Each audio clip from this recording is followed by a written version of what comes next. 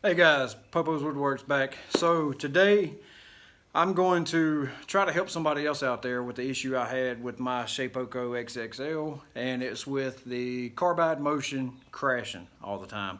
Now, I know it's happening a lot, and if you're watching this video, it's because either you're a loyal subscriber, and I appreciate you guys and gals, or either you saw the tag on the video and you're having this exact same issue. So I'm just gonna go over a few things of this. I'm not building anything right now. I'm just gonna go over a few things to show you what I did that solved my problem. So basically what was happening is anytime I'd run a project 45 minutes or so, give or take, it would crash. So of course the router is going to continue to run because it's on its own separate power source, but the CNC would kind of just idle. It would sit still. So let's just say, because like for my example, let's say you're an hour into a project and you're milling around the shop doing other things, and you look and you notice it's not moving, and instant crash. You get the little red box on your carbide motion. It says lost connection with cutter or something to that sort. And what do you got to do? You got to turn the power off. You got to cut the power back on. You got to reload your job that you was already doing, and then you got to restart that job and hope and pray that it's going to go all the way through. So everything that you've already cut, it's just going to air cut until it gets to that point. So if you was 40 minutes in, you're going to wait 40 minutes before you actually start cutting woods, because it's got to go all the way through it. Not unless you watch the code and you're Rain Man and you're that good with numbers and remember where you left off and can manually enter the code. Not me. So anyhow, what I did to solve this problem, I'm going to try to make this video short. I always say that and it never happens, but I ended up sending Carbide Create the tech support a question. I asked them what the deal was. They got back with me in no time. They're awesome, by the way. So what we figured out is there's interference. Now, whether it's electromagnetic or whatever, there's interference. Now, this side of my shop is the business end of my shop. This is where all my power is, and the other wall behind you is pretty much storage and junk. So the way this shop was wired way before I bought the house is it had this crappy little fuse panel. It had the little screw things. It had the little swing handle that you swing it up, the prongs go in, make the connection. So it was only 3 plugs running this entire shop, and I was doing 90% of my work off of one 110 outlet, or plug. And so I was loading up a project the other day, and I was doing the probe, the X, Y, and Z probe. My little mini refrigerator kicked on, and then it crashed. Luckily, I had didn't have the radio on or nothing.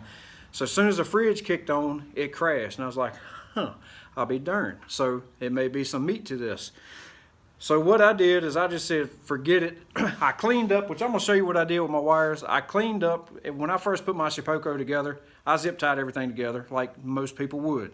So I separated all the wires. My power wire is completely all by itself. My data wire, I'm gonna show you what I did with that, completely ran that by itself. So basically I got it to where no wires are touching except for the probe wire and the alligator clip that goes with that, because I haven't had an issue with that. Then what I did is I rewired it's a 100 amp breaker box. It has 6 breakers, which gives you 12 circuits, but I didn't need that. So what I did is I wired everything off of its own breaker / circuit. So the CNC machine on its own breaker, the router on its own breaker, and I even did the laptop on its own breaker. And then of course I had the slot, so I wired the existing wiring from the shop in there, and then actually added a couple other outlets. But so basically I've got everything on a dedicated circuit. I'm not an electrician by no means. I watch YouTube videos and figure out how to do this. So yeah, we'll get into that, but it works and it ain't caught fire yet, so that's a positive. And I hope my insurance company ain't watching this. It's done right, insurance company. So anyway, so I'm gonna flip you around, take you off the tripod, and I'm gonna show you how I cleaned up the wires on my CNC where nothing, good Lord, people always texting me. So I'm gonna show you where I cleaned up my wires, and then I'm gonna show you what I did, the breaker box that I did have, because like I said, I'm not an electrician. From my knowledge with this, I'll show you this old crappy breaker box. Everything in here was probably off of one circuit, who knows. But I fixed it. It ain't doing it no more. I ran a project yesterday while we was building a sandbox for one of my buddies for Easter, which is real close. I did a project, which actually I did a sign, and it took probably two hours, give or take a few. Knock on wood, that thing ran like a top, didn't have no issues, and I was running my miter saw, my planer, everything else in the shop at the same time. So that's the first time I've ever had that happen, and it didn't interfere and make this crash. So anyway, enough babbling on that. I'm gonna spin you around, show you what I did to clean it up, and maybe what I did. If you want to take the time to do it for yourself, it'll help you out. So let's get to that. All right, starting with the Shapeoko. All right, which my probe, now I will show you this since we already aimed at it. If you guys out there looking for these probe holders, it might be crazy looking, but I used 4 screws, and then I did that one from alligator clip, and I'll tell you, it works like a charm. So anyhow, and when you put it in there, it sounds like Plinko on Price is Right. So wiring, as you can see, I have, which my brush is blocking this one, I have this outlet here, and it's wired, and I even kept all these wires separate. I didn't want them touching. So this one is wired for the router. This one is powering the Shapeoko. This one is powering my laptop. So we go to these wires. This and this one is for my probe. Now here's my data cable. I took and drilled a hole and came straight down through here, and see if we can follow it. And then I came under my workbench and came back up through here to the back side of my laptop. Now I run my laptop on my big TV with HDMI cable, so that goes up through the rafters and then comes down. Now here's the power wire. The power wire comes in here, and I've got, it looks kind of crazy, but it works, and that's all I care about. It goes up, and I kind of did this little zigzag pattern. That way it gets it completely out of the way of everything else to right here, and then it comes down to the box itself right there.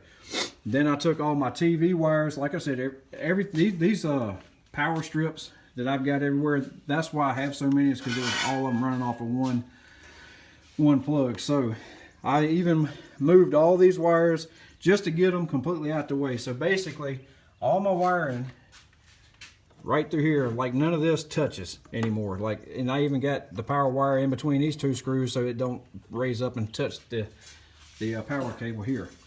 So like I said before, there's a plug, there's a plug, there's a plug. All 3 of them are on their own circuit.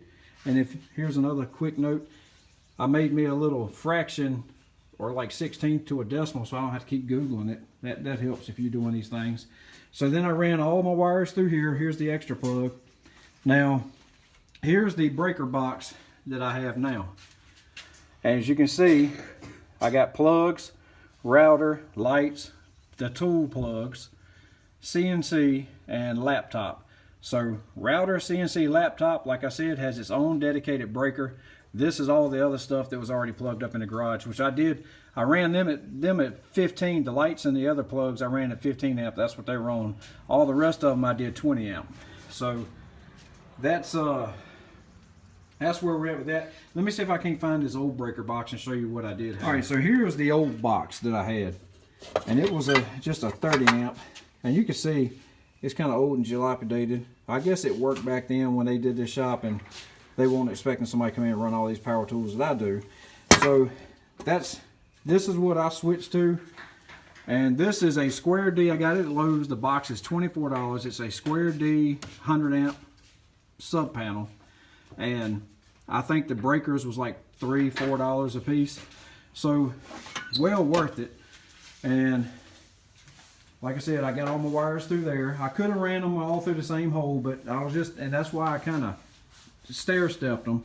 That way they would not touch, because I didn't want anything interfering with it. Now that may be a little overkill, but that's the way I did it. So anyhow, let me flip you back around. All right, so I know I'm talking kind of fast, but I just want to give you kind of, I guess, for lack of better terms, give you a sight picture of what I was talking about. So basically, in a nutshell, what I did, and like I said, you look on the forums, you ask 10 different people, you may get 10 different responses on it. But I'm telling you, even one of my buddies that has this, he's having this issue too. He actually switched to a different G-code sender because he thought it was something wrong with Carbide motion. So since I've done this, I've ran quite a few projects. excuse me, I'm getting ready to jump straight from this video, and I'm gonna do another video for you guys because I'm building a desk for my kids in their room, like a craft table. So me doing this, giving everything a dedicated circuit, having everything on its own plug. I have ran projects since I've done all that, and I have not had an issue. So if you guys are getting that red box in Carbide Motion when you're running and it says can't connect with cutter, and you got to cut the power off and reboot everything right in the middle of a project, and then sometimes, you know, it may not line up like it did when it did it the first time, you know how aggravating that is. I did this, I wanted to do the video, it fixed it for me, so I haven't had any issues so far. If you got any questions, like I said before, I am not an electrician, so I don't know how much help I can help you with that, because I did this by watching YouTube. But if you got any questions, I will try my best to answer them if it has to do with electrical work. Or if you got any questions with the Carbide Motion or whatever, or you want to get a little bit more detailed, holler at me. I'll shoot it back. We'll talk about it, and I'll see if I can't walk you through it.